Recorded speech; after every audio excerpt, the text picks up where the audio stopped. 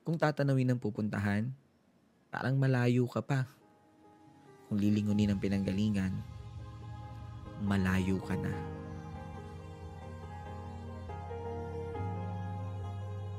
Kung titingin sa hakbang ng iba, parang naiiwan ka. Pero kung sarili ang bibigyang pansin, aba, umuusad ka.